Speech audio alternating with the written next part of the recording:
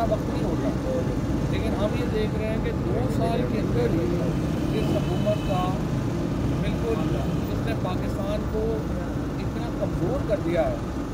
अब आप देखें कि जब बैन अवी मामलात में हम कहाँ खड़े हैं।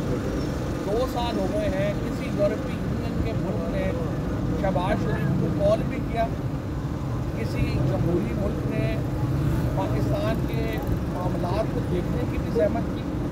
इसलिए इस वक्त पाकिस्तान में कल देखिए प्रेसिडेंट ट्रंप इलेक्ट हुए हैं, पहले ही दिन अभी उनका मेरा ख्याल नतीजा भी पूरा नहीं आया था, तो 2 मुल्कों के सरबराहान जो है उन्होंने कॉल की, एक मोहम्मद बिन सलमान की और दूसरी नरेंद्र मोदी।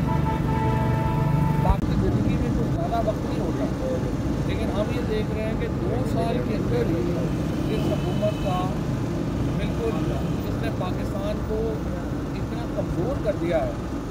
अब आप देखें कि जब बैन अवी मामलात में हम कहाँ खड़े हैं। 2 साल हो गए हैं, किसी यूरोपीय यूनियन के मुल्क ने शहबाज शरीफ को कॉल भी किया, किसी जमहूरी मुल्क ने पाकिस्तान के मामलात को देखने की भी ज़हमत की।